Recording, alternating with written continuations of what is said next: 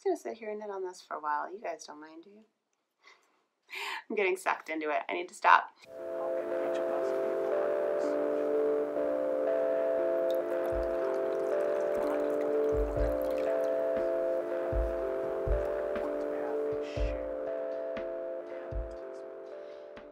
Hello and welcome to another episode of Yarn to Table.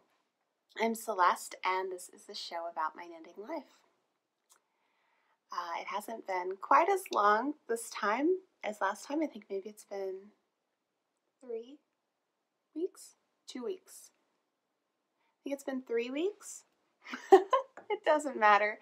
But I'm excited to be back chatting to you guys again today. You can find me on Instagram and Ravelry as Celeste Foal, and you can find the Ravelry group linked in the doobly-doo, and also by searching for Yarn to Table. That's where you can find show notes for every episode, and if you look on my projects page, you can find all the details about all of my projects up to date with needle sizes and yarns and sometimes with alterations, though not always. And in the blogs tab off of all of those, you can also find the relevant links to episodes where I've talked about various different projects. I want to start by apologizing for the low quality of the video last week, meaning of the actual resolution of the video. Some of you may not have even noticed it, but I kind of doubt it because it was pretty bad and I feel awful about it. And basically what went on with that, no one's complained or anything, but I am just embarrassed by it, and so I wanted to say something.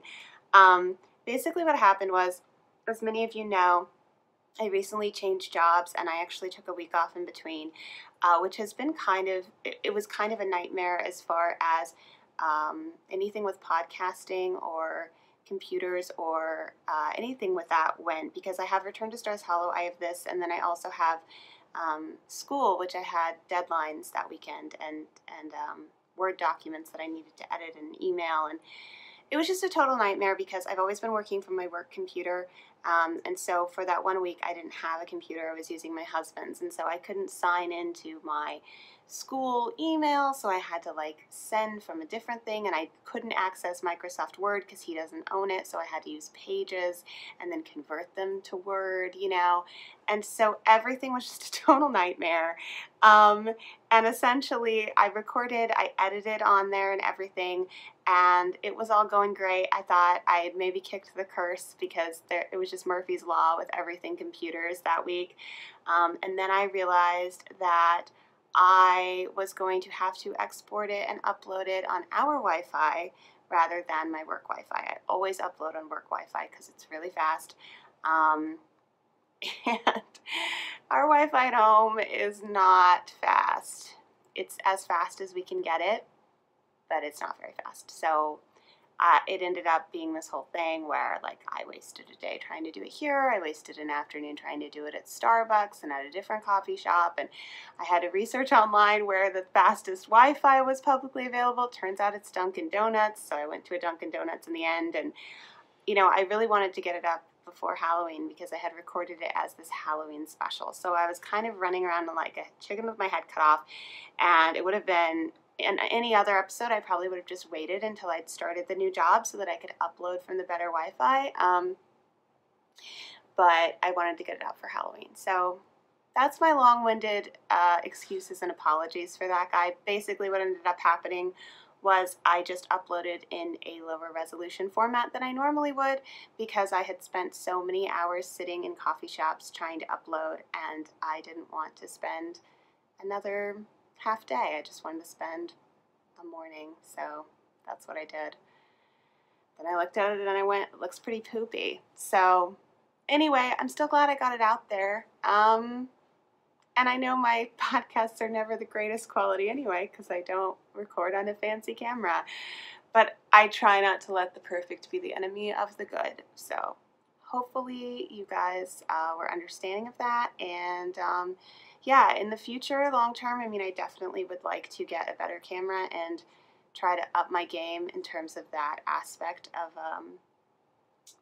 of the show, but just getting by for now. So anyway, I chatted about that for longer than I intended, but there you have it. The other announcement up front is just that the FiberQuest KAL, so we have finished out the Land of Wool, and we have a winner, and that winner is Cappuccino136. So congratulations. Message me on Ravelry with your contact info, and I will get you your prize. This is going to be the last physical prize of the KAL for the last month. I'm just going to do a pattern from your wish list, because that's a little bit easier for me to fulfill, and life gets crazy around the holidays and also all of the time. But this is your prize, Cappuccino136. Lovely donation from dear Mad Fuzzy Yarn Co. This is the same, well, it's a very similar base. Mine has actually some sparkle in it, but it's a very similar base to what I'm using in my Zweig, and it is really special yarn, I can tell you that. This is actually 100% East Frisian wool, and I believe that the wool is grown as well as spun and dyed in Maine, which is where Mad Fuzzy is located. She's really, yeah, our base is local. Mad Fuzzy is exciting. She breeds unique fibers and hard-wearing yarns from shepherd to shearer, mill to dye pot. We keep it close to home. So yeah, all very local to her there in Knox, Maine. Marta is who I am referring to, the lovely Marta. She's really, really passionate about kind of bringing a different style of base to the hand-dyed world. Which I think is so amazing, because as someone who really appreciates hand-dyed yarn and also really appreciates woolly wool, rustic wool, farm wool, whatever it is that you like to call it, this stuff is great. So hey sweetie, here we go again. Here we go again. I swear, I cuddled him for hours today. He just didn't get enough, did you? Are you still mad because I wouldn't give you that salmon? Mm-hmm. You're still mad about that, aren't you? That was Mommy's lunch. This is Augie. I'm sure you all know him by now. He loves to interrupt the recording sessions, don't you, Augie? Normally he does this when I haven't given him enough love that day, but we cuddled for several hours today while I was knitting, didn't we? I even managed to cuddle you while attaching Fringe to the sweater, which I don't know, still don't know how I even managed that, just geometrically. Oh, well, he's happy now. Yeah, that he's the center of attention, aren't you? Yeah. Okay. Anyway, I was basically just saying that Marta, who is behind Mad Fuzzy, she's one of the dyers that's really passionate about providing some more unusual bases, which I think is really cool. So that prize will be going out to you as soon as you get in contact with me. And congratulations, and thanks everyone who has participated so far. As I mentioned, the next leg of the KAL, and the final leg, is called The Land of Rare and Precious Jewels. I hope that it's not an unusual enough kind of selection of fibers that we don't get enough people participating, but if there's only a few, that's fine. Basically, you just need your yarn to contain at least 10% of something along the lines of Angora, yak, musk ox, beaver, bison, something a little bit unusual. Angora probably being the easiest to come across, but I think there's a fair number of yak bases out there as well. And then if you find something really weird, of course, participating with that is awesome also. And yeah, that FO thread is up in the group now. So get those in by the end of December. And that brings me to talking about what I've been working on, which is difficult while I have one hand on the tripod to try to keep Augie from knocking it over, and the other hand petting Augie, because he's not demanding at all. Are you? So the first thing that I have to talk about is what I'm wearing, and that is my Ostra, which is a test knit that I did for Melody Hoffman. I talked a little bit about this in my whips section of last episode, and I now have it finished. So I guess I will, let me talk about it a little bit first, and then I'm going to stand up and talk about the sort of conundrum issue that I'm still having with the sweater. So first of all, this sweater is absolutely lovely and gorgeous, which is why I volunteered to test knit, which is something I've never done before, never been particularly interested in doing, and I just wanted it really badly. So I volunteered and I test knit, and it's been a really fun project. The 2-color linen stitch was a lot more interesting and fun than I had been warned that it might be a little bit tedious, but I didn't think it was. I actually did the shoulders 2 at a time with the 2 colors, so I had like 4 colors coming off as I was doing them, which, by the way, I don't think I ever mentioned on the podcast, but I did shoulders 2 at a time for the first time when I did the Davis over the summer. That was my linen drop shoulder pullover, I think by Pam Allen, and she called to do the shoulders both at the same time. And I'd never done socks 2 at a time or anything, and I was surprised by how intuitive it was and how it really wasn't that confusing at all. So here I was doing the shoulders 2 at a time, and each had 2 different colors of yarn coming off of them. So there was definitely, like, that was the thing where I kind of had to focus on what I was doing a little bit. There was at least one time where I got to the end of a row and I went, what the hell did I just do? And I had to like read my knitting to remember where I was in the pattern. But it was overall just like such an enjoyable knit, and I love things that are just a little challenging, a little bit new. And the yarn could not be more fun to work with because it's my very favorite yarn in the world, which is Brooklyn Tweed Shelter. If you're unfamiliar, it's like a woolen spun 2-ply worsted weight that is just, it's just so airy, and I think Kristen recently described it as spongy on Woolen Vine, and I think that's exactly what it is. Like, it feels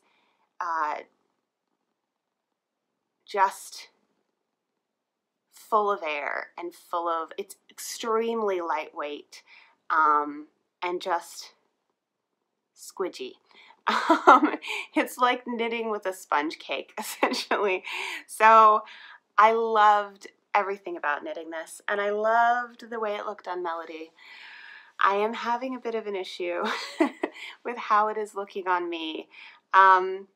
This is in part because I'm a very busty woman, and I think it's also in part because as I'm test knitting it, there's various things in the sizing to where, maybe she's still figuring out exactly where the bust line should be hitting on each of the different sizes. I think it's primarily an issue for me because I'm, as I said, an incredibly busty person. I am an F cup, which is also called a quadruple D. So if that helps you understand. And that's normally not a big issue with sweaters because I tend to knit things with positive ease. And then I usually knit the medium, which is essentially what I would be for like my shoulders. It's definitely not what my bust measurement would be, but it's what I would be for my shoulders. I usually have less ease in the bust, but it's okay because it's usually just the styles that I tend to like have enough positive ease that there's just room for them. I didn't mean to say it like that. You know what I'm saying. So what I've got going right now, I'm going to stand up, hopefully Augie's settled. I'll show you. Is I have this situation. Now, if I kind of pull it down and I go like this, you can see that it's all right. Like, it would be better if this line was further down, but it's not bad. It's not horrible here. The problem is that as I go about my life and I do things with my arms, they kind of come up and then it starts to try to sit on top of my bust. And that, as you can see, is kind of a dramatic look. So here's the thing. I think as I was knitting it, I was realizing that I was knitting this bottom up, and I was realizing that I should have put in more linen stitch before I started shaping the neck and the shoulders. But I didn't. And I think that I didn't primarily because I was in that kind of test knitter mindset where I didn't want to make too many alterations for some reason, because I kind of wanted to see, like, where is this going? And I also think that I think that knitting a test knit and also just knitting anything with alterations was just not the mind space that I've been in as I was working on this, because it's been a particularly I'm distracted with a lot of other things that are going on. So, you know, I think if I had been a little bit less just eager to finish it because I wanted to have the item and I was on a deadline, I probably would have really taken the time to consider and pause, and I would have knit more of the linen stitch, and then I wouldn't be having this issue. But I didn't. So it's not really a problem with the pattern, I don't think, so much as it's a problem with me not taking the time to adapt the pattern to my, I don't want to say like unusual body type, but you know what I'm saying. Like, I'm not the sample size body type. I have, I needed a large bust adjustment, essentially. So it's fine. Like, I'm not beating myself up over it. I understand why I rushed, and I think a lot of it had to do with the deadline.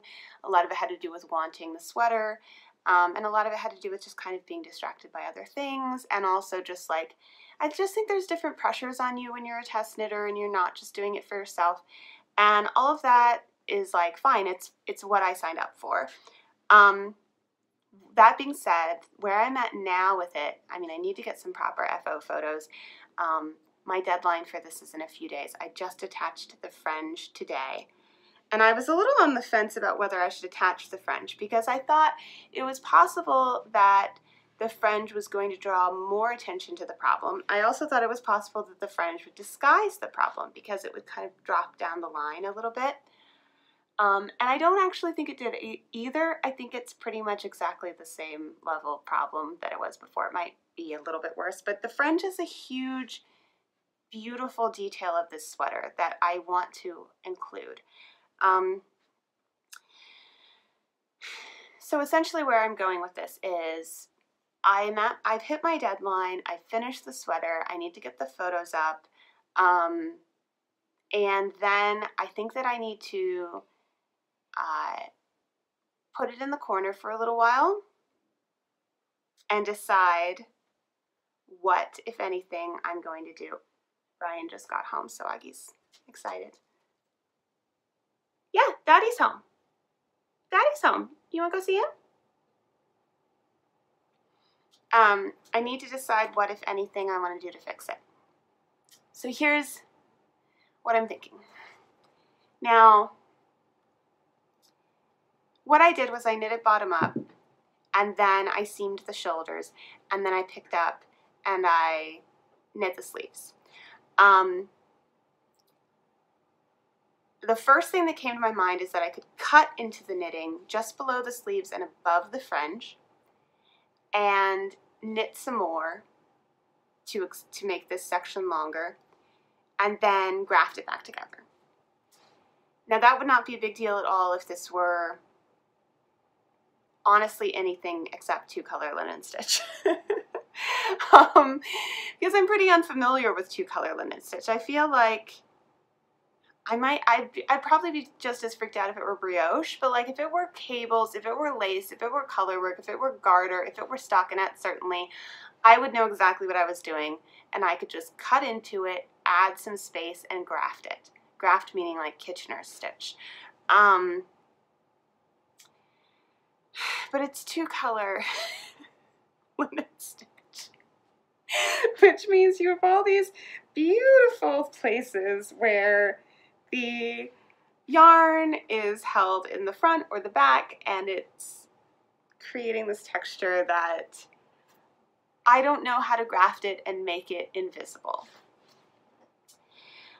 Now, so I'm afraid I'm going to completely screw it up. Now, if I don't wear the sweater, if I'm not wearing it the way that it is like this, and I don't know that I will, then I might as well risk screwing it up, right? That being said, maybe there's a better way to do it where I'm less likely to screw it up. So I started thinking some more, and I thought another option is I could cut the sleeves, because I can easily graft that because that's just stockinette. So I could cut the sleeves off and then rip out the neck and the shoulders and reknit them, and then pick up for the sleeves again and graft. In a way that feels more labor intensive. I mean, it's definitely more labor intensive, definitely would take more time than this other idea, except that this other idea would take all of the time of trying to figure out how to graft it properly. And then this other idea would probably, I mean not probably, but there's a high probability that I wouldn't be able to do it properly. So I really don't want to have to reknit all of this.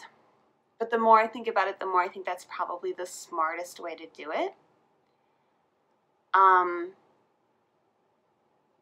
Either way that I do, dropping down the rest of it is going to make it probably longer than I want it to be, which means I'm then going to likely cut out a section of the body and rip it out and pull it up and graft that. So that because that's easier than ripping out the bottom and reknitting the bottom,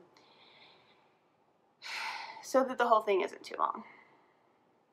So basically, there's a lot of knitting surgery and reknitting that needs to be done to get this to be exactly what I want it to be and what I think it deserves to be. And I don't feel like doing any of that right now. It's the last thing in the world I want to do. But I don't think I'm going to wear the sweater if I don't do it. So I think I just need to take some time,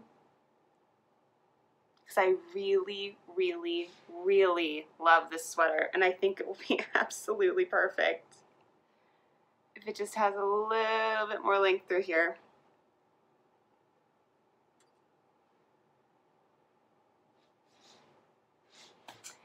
So, without trying to be too much of a downer about it, that's where I'm at with this. And, you know, I do think it's going to be a very rewarding process if and when I am able to get in there and fix it. I really do. I think I just need to be in the right mind state for it. Mindset. State of mind. Yeah. So there's that. I also have finished the Hocus Pocus socks. I'm not going to show them to you because I have been wearing them nonstop. So I'm just going to insert a picture of them. that is from the first time I wore them, which was on Halloween. I wore them for my little witch costume. I mean, they didn't show, but I knew they were there. So the Hocus Pocus socks are my first kind of shorty socks, and I've been wearing these new boots that I got that are also in the photo. I've been wearing them a lot, and my Hocus Pocus socks are the only hand knit socks that I can wear with them there, and they're also the only wool socks that I can wear with them without them showing. And I don't like them to show with these boots and like just the sort of look that I tend to wear with these boots. I don't want my socks to show. So I've been getting a lot of wear out of the Hocus Pocus socks, and I really need to knit myself some more shorty socks because I've been wearing some store-bought shorty socks when the Hocus Pocus socks get too dirty and I need to wash them. But yeah, so I'm not going to show them to you because they're already well worn, but I have been loving them. And then I have also basically finished this new project, which I never mentioned before, but was a bit of a spur of the moment thing. These are going to be Pom Pom Party slippers. They are already slippers, they just need their pom-poms. And so here's the thing with these. So my friend Melissa, who lives here in Cincinnati, but not for much longer because her husband is in Air Force basic training and they're going to be off to Florida pretty soon when he's done with that. She and I went to one of our local yarn shops because they were having a Brooklyn tweed trunk show. Basically just they had a bunch of samples like sweaters and stuff knit up in Brooklyn tweed, including some that I am a big fan of and was really excited to see in person. Like, gosh, I cannot remember now what it is called, but there's this new Noragon cabled cardigan that I showed. Actually, the guy talked about it in a recent episode, so maybe it's here in my notes. The Geiger by Noragon. They had that, and some other cool things. So anyway, we went there, and we found this lovely yarn. This is Malabrigo Matcha, and I was like so into this color because it has this beautiful sort of almost greenish mustardy base, but then it has like a wash of dark woolly fiber around it that just, it's just really pretty. And Melissa was like, well, she's found something she really liked in a teal color that's kind of her signature color, and she was like, what could we make out of this? I was just admiring it. I wasn't going to buy it. But she was like, oh, it's bulky weight. Let's make Pom Pom Party slippers. And they can be like our friendship slippers, and we can make pom-poms out of the other one's yarn. So that's what we've decided to do. We're having brunch tomorrow, and I'm going to take her the rest of my yarn so she can make pom-poms, and vice versa. And then when she goes away, we will still have little kind of semi-matching inverse slippers to remember each other by. Remember each other as if we won't also still be talking on Instagram every day. Yeah, so that's what these are. They're very similar to the Simple House slipper, which I have made in the past, except that they're garter the whole way instead of being garter and then stockinette. And the toe decreases are, rather than being decreased to like a mitten, which is how the Simple House slippers do, these are just kind of, you know, knit 6 decrease all the way around, and then knit 5 decrease all the way around, so that it's just, the decreases are all in the same spot. It's kind of more of a spiral situation, which I think it lends itself to because it's all garter, so you're not going to see those decreases anyway. And then this is bulky weight, which is a you know, bigger yarn than those are out of. Generally speaking, I mean, this is a really fast knit, and they're really fun, and the pom-poms are really cute. But I have to say, having knit the Simple House slippers before, I think those, like, I think this is an easier, faster knit, if that's all you're looking for. But I think the Simple House slippers, to me, were more thoughtfully designed in that the decreases, as I said, are kind of attractive to look at, which again is more important on those because they have the stockinette. But I also really like that those have the garter and then the stockinette, because for one thing it's a design element, but also it means that the whole thing is just knits. You don't purl at all, which is cool because I think a lot of people don't like purling. So anyway, they're a very similar pattern, and the simple house slippers, if I'm not mistaken, are free. They might not be, but I thoroughly enjoyed making these. Nothing against them, and I also think these are definitely simpler and easier and better for like a true beginner or someone who's just trying to whip something out for a gift. I mean, I literally knit these in like an hour. So that is all of my FOs. Yes, yes. So that brings me to whips. Let's start with something that's brand new. So I've talked in the past about how Ryan always wears this horrible polyester black ribbed hat that I think makes him look kind of like a criminal. He wears it all winter long and he loves it, and I hate it so much. So I'm making him a new hat. I have asked him before, you know, if I make something that's basically like it, it's a black 1x1 ribbed hat, will you wear it and get rid of the one that I hate? And he's totally amenable to that. However, I have been delaying because who wants to knit 1x1 rib black hat? Sounds horrible. And also because for the longest time I was thinking I was going to have to do it like a really fine gauge in order to be as similar to his hat as I could be. But when I finished this, and I was not yet, so I had finished this, but I hadn't done the fringe yet, and I had not sort of yet come to terms with the fact that I was probably going to need to do surgery on it. I had leftover shelter in cast iron, and I realized I could use it for a hat for Ryan. So now I'm going to have to buy more shelter cast iron, is the moral of the story, in order to do surgery on this guy, but that's fine. So I was like, I can do a hat for Ryan out of shelter. It's worsted weight. The most important thing here being that I love working with shelter. I just absolutely love working with it. It feels incredible in your hands, and I could just knit with it forever, even if what I'm knitting is 1x1 ribbed. It's actually enjoyable.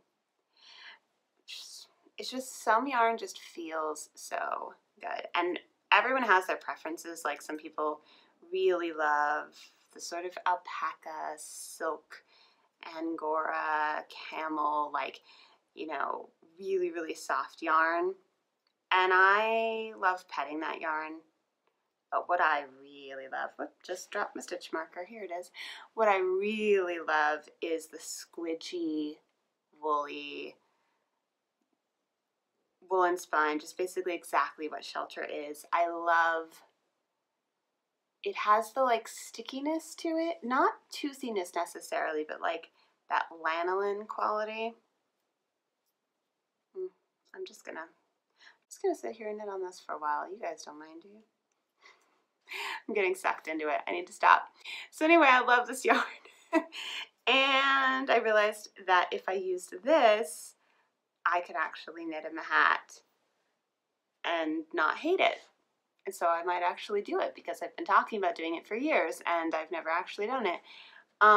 So I started looking up worsted weight patterns to basically just see, I didn't know that I was necessarily going to follow a pattern, but I basically wanted to see like how they looked, if they looked too chunky. And I immediately found that Jared Flood had actually written a pattern called the Mawson that is written for shelter. Now, interestingly, it's written for either shelter or arbor, which is their DK weight. and you actually cast on the same number of stitches, but you just make the DK one longer, which I think is really interesting because being like a stretchy hat, it can kind of stretch in both directions, and so it, like, I don't know, I mean, it's not going to make exactly the same shape, but I think it's interesting that it makes close enough to the same shape that he just has you cast on the same number. I found that interesting. I think it would be a nice experiment to do it out of the arbor and kind of look at them side by side and see if they really do fit really similarly. But anyway, it's like 120 stitches, so it's a lot of 1x1 rib. But like I said, I love the yarn so much that it hasn't been a slog. I mean, I just cast it on like the other day. I've knit most of this this morning in like no time. I was doing several other projects, and it just kind of knit itself like it's doing right now as I talk to you. But anyway, so it is a pay-for pattern, but I decided that I just wanted to get it, and you know, like I said, I'm not in a state of mind right now for necessarily wanting a lot of difficult knits, and also, I mean, I want different knits for different occasions, but I needed something. The reason I cast on the other day is I needed something vanilla for going to a family dinner. We were going to dinner, and I was like coming home from work, and we needed to leave immediately, and I thought I was going to take this other project, this new sweater project, which I'll talk about in a minute. It's still on the horizon, actually. I still haven't cast it on, but I thought I would bring it, but then, because it's going to be really simple at the beginning, but then I realized it wants a tubular cast on, and I cannot do a tubular cast on just from memory while in a crowded room of people making conversation. That's just not where I'm at with the tubular cast on, whereas this one was just a cable cast on. So I realized, oh, I can just start that right away. So then I was running around right before we left, like grabbing the yarn and checking and making sure what needle size I was going to use, and having Ryan hold it up to his forehead and make sure it wasn't too itchy and all that kind of thing. And I ended up taking this with me and casting on. So that worked out well. So this is my kind of like on-the-go mindless knitting project right now, except I'm probably going to just keep knitting on it all the time because I love the yarn so much, and then it'll just be finished before I know it, which is good because, you know, I can't wait for him to have it. So the only other thing I really want to say about this is about the cable cast on. If you haven't done a cable cast on, you got to get on that because it's amazing. It looks almost as good as a tubular. It kind of just disappears over that edge. It doesn't leave a ridge or anything. It is beautiful. Perfect for hats. Really good for sweaters as well if you don't feel like going to all the trouble of a tubular. And I haven't tried it on socks because it's probably not stretchy enough for socks. But it's really beautiful. I had done it, I don't remember if it was the first time, but I did do it on that cabled hat, that Nora Gone one that I did just recently, the Huck hat. But I'm pretty sure I forgot to mention that when I was talking about the Huck hat. So I just wanted to mention it now. And the trick for the cable cast on that you got to remember is basically when you cast on, you do knit stitches for where there's going to be knit stitches and purl stitches for where there's going to be purl stitches. But then when you go to join in the round, you're actually knitting sort of the wrong side, like what seems when you're casting on, you're actually on the wrong side, which is to say that if you're casting on and you want eventually to start your round by going knit, purl, knit, purl, knit, purl, so that the knit comes first, when you do the cast on, you need to be going purl, knit, purl, knit, purl, knit, because when you actually join, you're going to be on the opposite side. For whatever reason, I just can't get that to click in my brain, and so, well, I think it's because they don't actually tell you in the patterns. You kind of have to figure it out for yourself, or at least I never saw where they told you, but Anyway, I completely had forgotten that that was an issue from the Huck hat until it was an issue here, and then I remembered it again. So maybe this time I will actually remember the next time. But it's not an issue if you screw it up because, I mean, for me it's not an issue. What I just do is I cast on 1 extra stitch and then I start by knitting 2 together. That's what I did on both of these hats, and it's barely noticeable. So if you screw it up, just do that. But hopefully I will have actually learned my lesson this time. And now I'm going to put this away so that I don't just get super distracted by it. I love that yarn so much. Okay. I also recently busted out my Cozy Memories quilt again and added a couple squares. So I thought I would just give you guys a little update on that. I won't talk about it forever, but some people might be new and haven't really seen much of the Cozy Memories quilt yet. These were very popular a little while back, and then everyone started knitting or crocheting granny stripe blankets. And I get it because this isn't the best thing for getting rid of leftovers because you sort of need an exact amount, whereas the granny stripe, you can just keep going. I personally don't really use it for leftovers. I use it for tracking my projects and keeping a memory from each project. So all of the squares here, for the most part, correspond to projects I've knit. And I started it at the end of 2016, so it's been about 2 years. So it's like 2 years worth of projects, just the fingering weight ones, and that's where I'm at. So here's what I just recently added. The gingerbread socks, the Hocus Pocus socks, and then these are from my Zweig, which is my other whip that I will show you in a sec. Yeah, so not a ton that I wanted to say about this. I just kind of wanted to pop in with it again.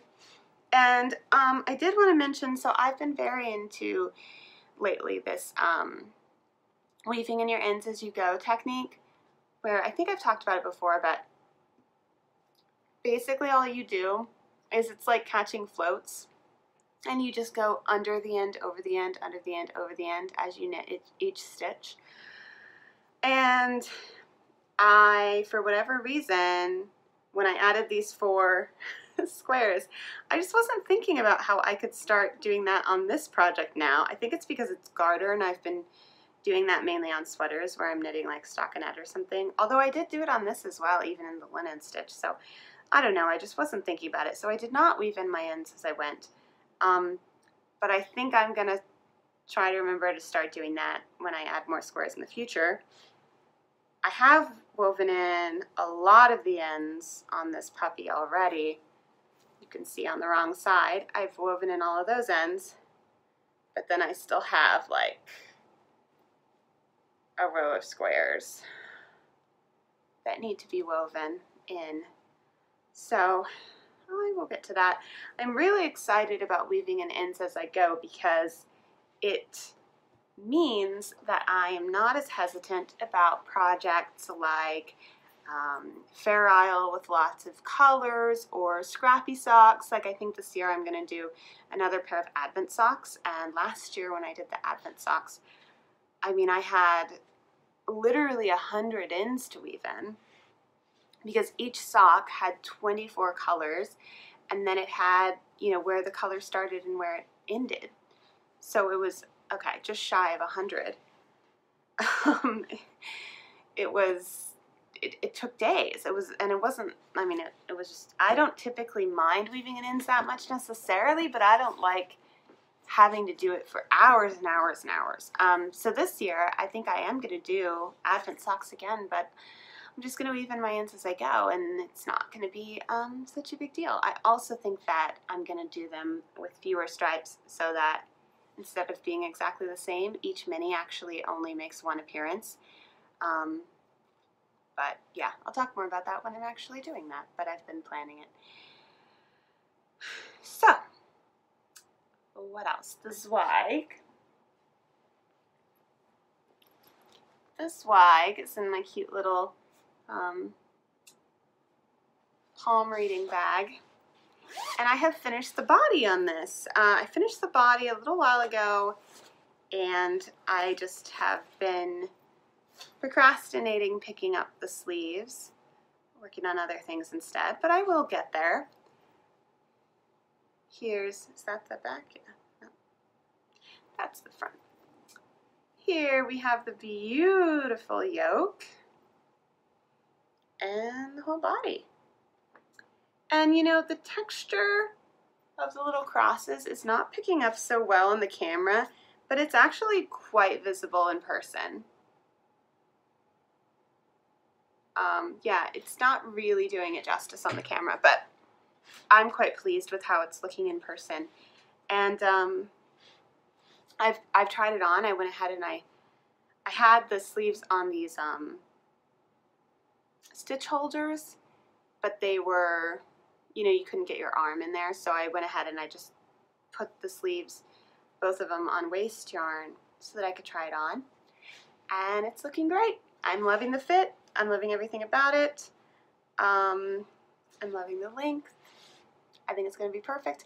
I knit the length considerably shorter than she says to in the pattern. I think typically Caitlin Hunter likes her sweaters a lot longer than I do.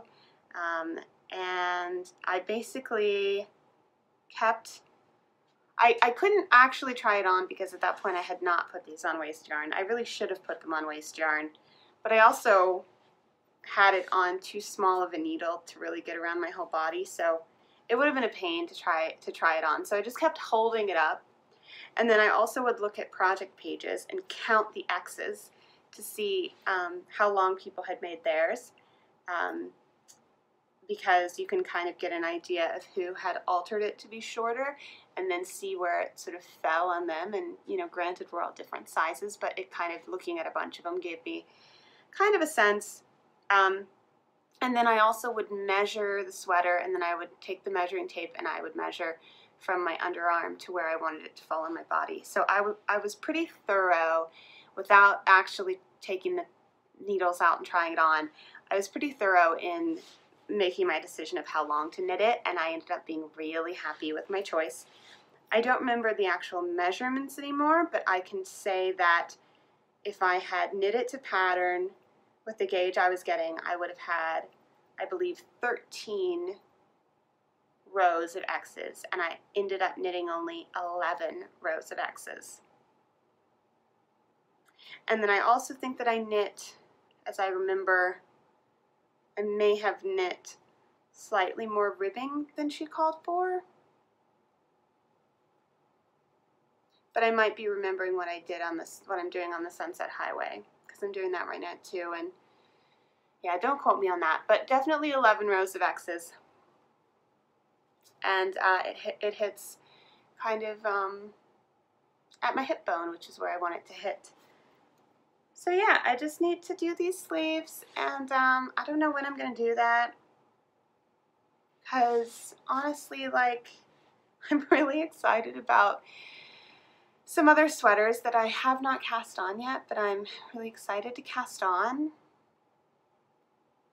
And so the sleeves kind of feel like an obligation, but I will be in the right mind state someday soon. Why do I keep saying mind state? I will be in the right frame of mind at some point to get those done and knock them out. I didn't find the body to be as torturous as some people did.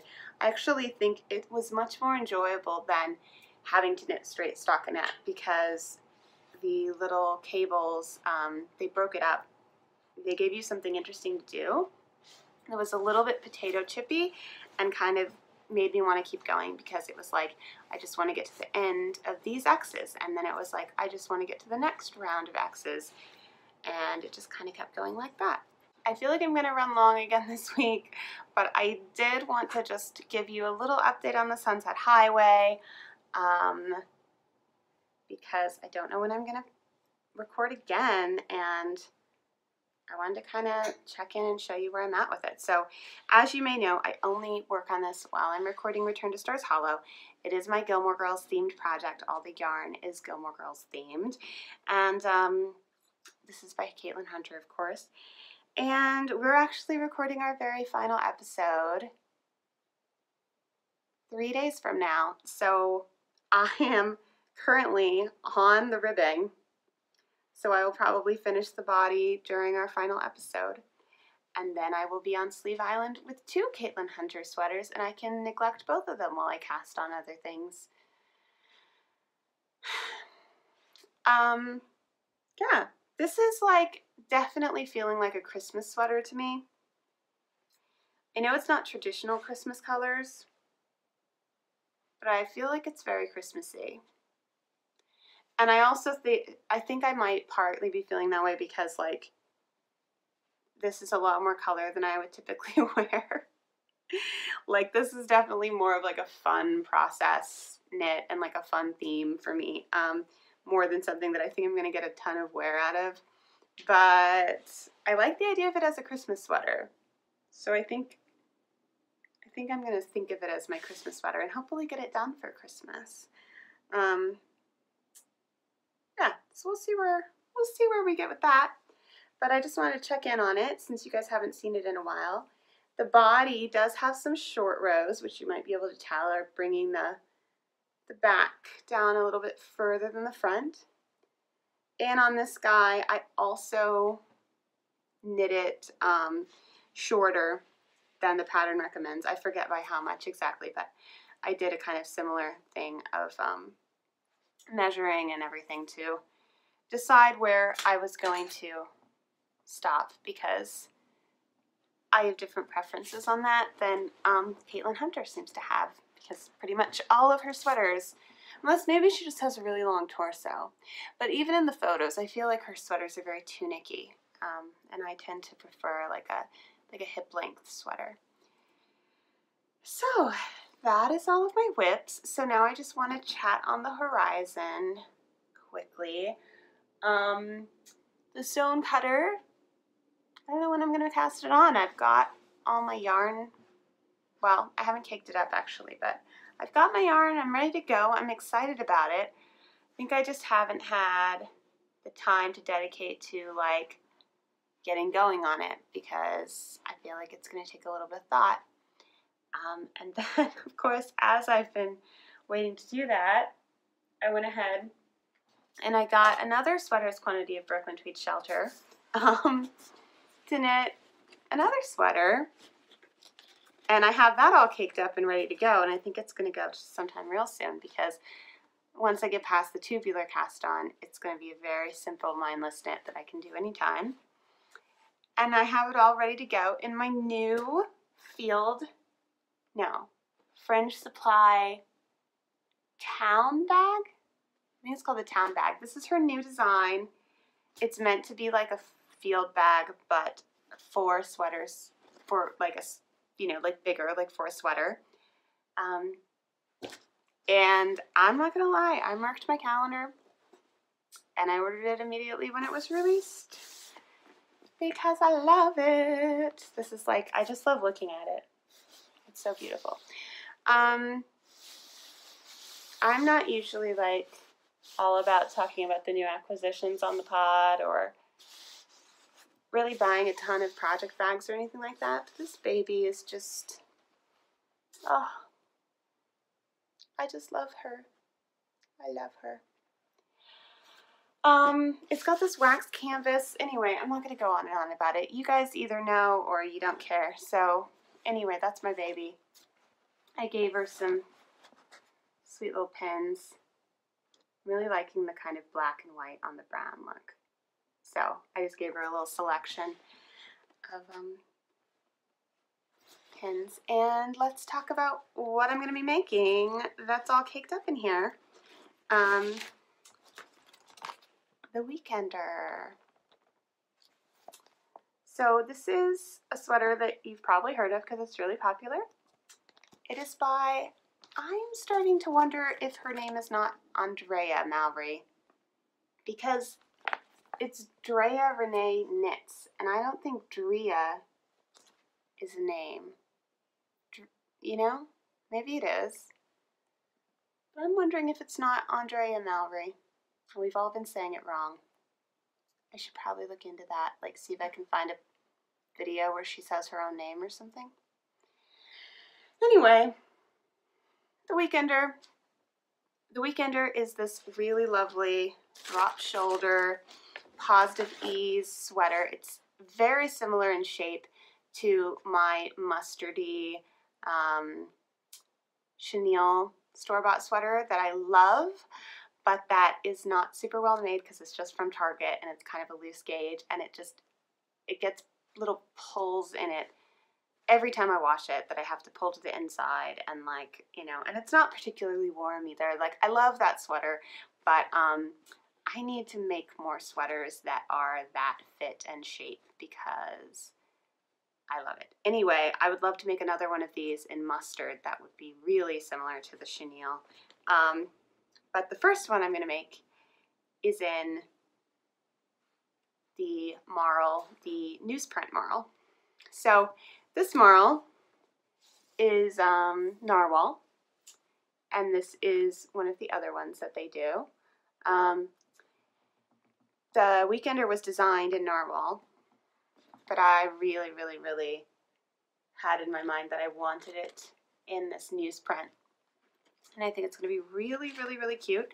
And then I think I'm going to honestly want like a million of them because I just think it's going to be the most wearable sweater ever. So I'm super excited. I do want to look at the measurements again because I'm considering, I want to get an idea of how big it's going to be around, because the chenille one that I love has an enormous amount of positive ease, like just an enormous amount. And I really like that for a drop shoulder. And so I'm considering whether I might want to knit a large instead of a medium. But I bought the amount of yarn that I would normally buy for the medium, but I think I bought one extra skein because I usually do just in case. So anyway, I just need to look and calculate whether I could even do a large. I need to look at the measurements to decide whether I would even want a large. So I really should do that. But also, you know, I can always knit the next one that I knit, like, if the medium isn't quite as roomy as I would like it to be. I feel like I'm going to knit several of these. I feel like it's just going to be the most wearable thing ever. So I'm going to try to look at that before I cast on. But I don't need a swatch because I already know my gauge for this yarn, because the Ostra is exactly the same gauge. I think they actually call for different size needles, but the gauge that they give is exactly the same, or almost exactly the same. It might be like slightly off. And since I just knit this out of the same yarn, I'm just going to use the same size needles. So that's fun. That means I can go right away. Did I want to say anything else about it? I'm just excited. Oh, the other thing about the sizing. So the chenille is really, really drapey, and this fabric is not as drapey. So that makes me wonder if I maybe don't want it to be quite as oversized, because I definitely don't want it to feel bulky. So it might be a case of I should knit a medium in this yarn, and then some other time I should knit like an alpaca one or something that's drapier and do it bigger, just as like an alternative. I don't know, but I'm really excited to knit it, and I'm really excited to wear it. It's gonna be great. So those are my upcoming plans. Sweaters. Oh, I wanted to mention about the fringe on this guy. The fringe. Totally out of order, but I wanted to say that I attached it. The way that Melody gives to attach it is coming in the loops from the top instead of from the bottom, and I reversed that. So basically, when you have the fringe, when you add fringe, you can either have the, you know, like the top of it going across, or you can have it going behind, right? And I changed it to where it was visible, because I mean, I kind of like that look a little bit better, but also I feel like it makes it curve more toward the body. So that was another thing I did to try to get it to lie as flat as possible. And then I also, after I trimmed it, I steam blocked it to get it to lie flat. And then I trimmed it again because some of the little fringes showed themselves to be a little bit longer once they were steam blocked and lying flat. And then while it was all nice and steamed, I laid it flat and I actually put really heavy books on top of it. I also stretched this out as much as I could when I blocked the actual sweater. So I've been doing all these different things to really get it as close as I can to how I want it to be. And after all of that, it turns out it still probably needs surgery, but yeah, I just wanted to kind of run you through my fringe technique and alterations and things that I did with that, because fringe can be a little bit intimidating or weird, but I think it's such a lovely detail.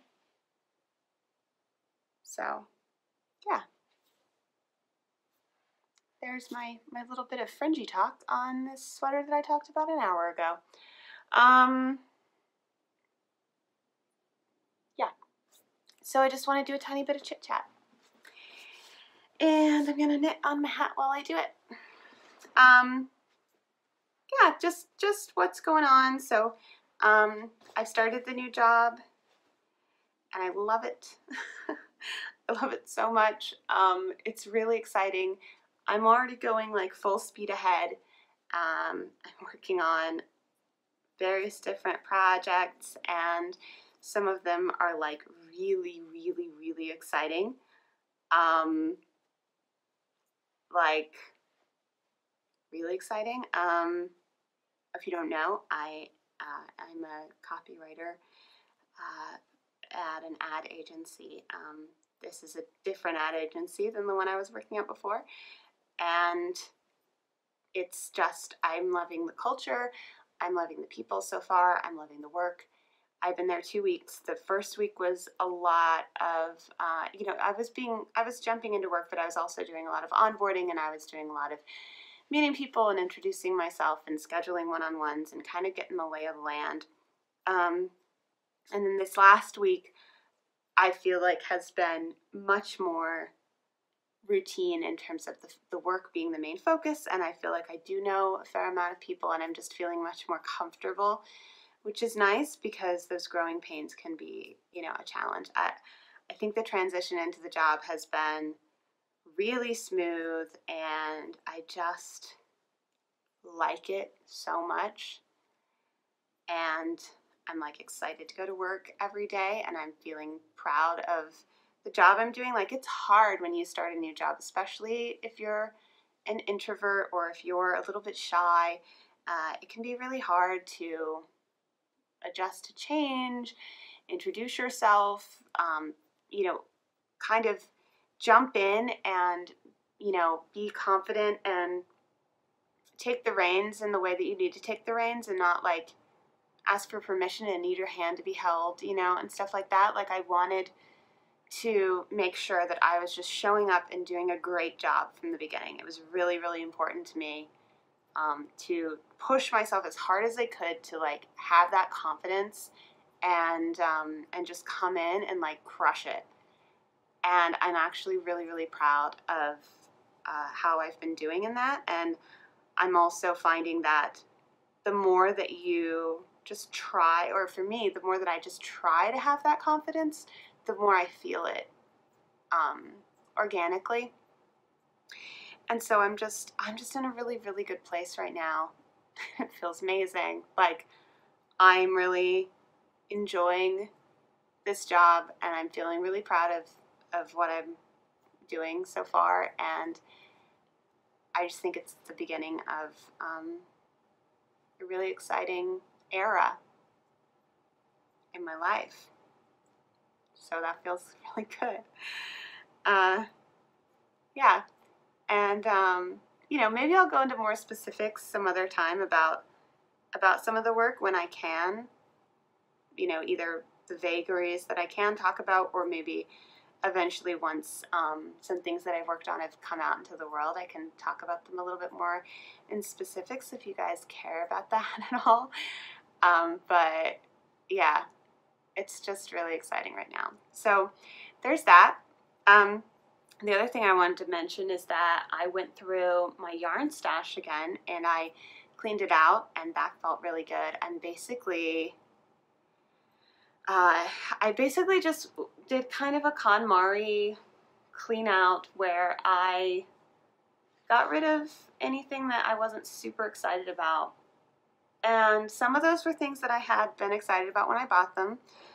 Some of it was like club colorways and stuff that was like, you know, it was fun to be a part of it, but I'm just not that excited about the yarn, and it sat in the stash for long enough that I know that if I knit with it now, it's just going to be out of an obligation. It's not going to be something I'm excited about. Some of it was things that I bought for specific projects that didn't work out, and then I thought, well, I'll use the yarn for something else, but it just kept sitting there, and I kept trying to find something else to make with it that I was excited about, but I wasn't ever really.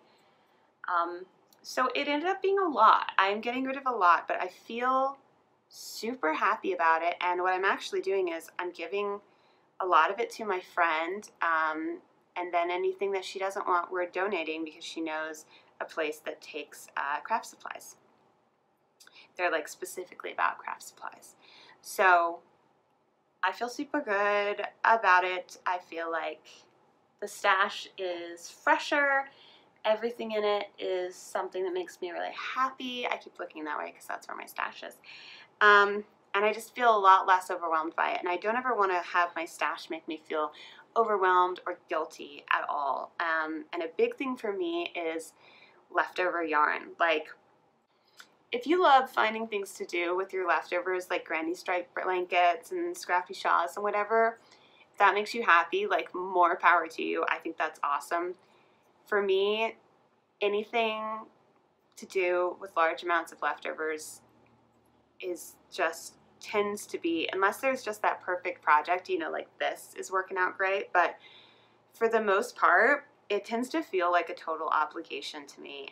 And so they just sit there, and then they just start to build up, and the next thing I know is I have this whole big drawer just full of like half skeins and quarter skeins of yarn that I don't want to use, and like, it needs to find a new home. It needs to find somebody who does want to use it. That's the way I feel about it. So I think I've started to make peace with the fact that I'm knitting enough now that I'm going to have to regularly go through and get rid of leftovers. I'm not going to use them up, and I don't want them to sit there, and that's okay. That is just going to be the byproduct of my type of knitting, and like, it's fine. I think I've totally realized that, like, I just probably need to do like an annual stash clear out where I just go through all the leftovers, figure out if there are any that I'm actually excited about using, and then if there aren't, move them on to another happy home.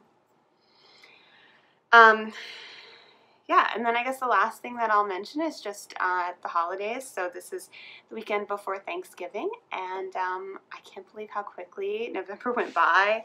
I mean, not that November's over, but just that we're already basically into the holiday season.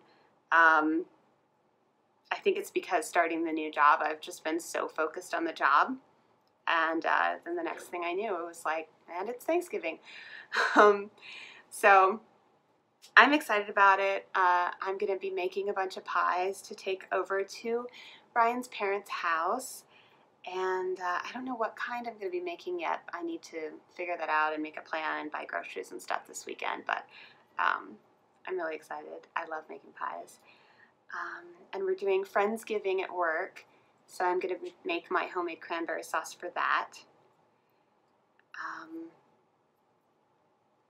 And yeah, I'm excited to have a little bit of time off work. Return to Stores Hollow is coming to an end, so after Thanksgiving, I think I might have a little bit of a Gilmore Girls marathon with season 1 or something, and maybe try to work on the Sunset Highway and see if I can knock out at least a sleeve or something like that over the Thanksgiving weekend maybe. And yeah, just looking forward to the holidays. I love this time of year. It is already really cold here. It's already snowed once, which It was awesome. Last year it took a really long time to get our first snow. I think I was like really fetching about that for like most of Vlogmas, and then we finally had the snow and I was like dancing in the snow on Vlogmas. But now it's not even Thanksgiving and we've already had a snow, so I am just over the moon about it, really. When it first started coming down, we were in this big corner conference room that's all glass, and we're on like the top floor of the building. It's the 9th floor, and so it looks out on the stadium and the river and the bridges and the hills of Kentucky and the other, you know, tall buildings downtown. And someone goes, "Oh, it's snowing," and I like looked up, and it was just beautiful snow falling on that whole scene, and it was just like the perfect moment and the perfect place to be to observe the first snow of the year. So it was really exciting. And then later that night it was still snowing when we went to have a family dinner, and so it just, the whole thing just felt very very Christmassy, I guess. Just kind of cozy and lovely to go and, you know, go into this nice warm lit up building to have dinner with the family while, you know, walking through the snow to get in there and knitting on my little hat and everything. So yeah, I'm excited about winter. Winter is my favorite season. If I had to pick one, I do honestly love them all. But I just get like giddy and excited about the cold weather and the snow right around the time everyone else is complaining about it. I think a lot of people really hate the weather in November, but I'm super excited about it. So yeah, I think I have rambled on enough for today. And I'm going to leave it there. Thank you so much for joining me again. Let's see, go ahead and let me know what you think about the whole surgery thing with the sweater. Like, if there's another way of fixing it that I didn't mention, another way of performing the surgery that I didn't think of that you would suggest or whatever, I'd love to hear it. And yeah, I guess that's all. I will see you, let's see, when am I planning to... Well, apparently I wasn't planning on recording this weekend. I was planning on recording next weekend. So I've gone ahead and messed up the entire schedule, and who knows? Who knows? But I will probably see you next on the 1st of December for the first day of Vlogmas, and then we'll have an episode sometime after that, maybe in mid-December. So I will see you then. I hope that you have a wonderful Thanksgiving holiday if you are in the States, and if not, I just hope that you are having a lovely time doing whatever you're doing, wherever you're doing it, and finding some time for yourself to knit. And thanks for tuning in again.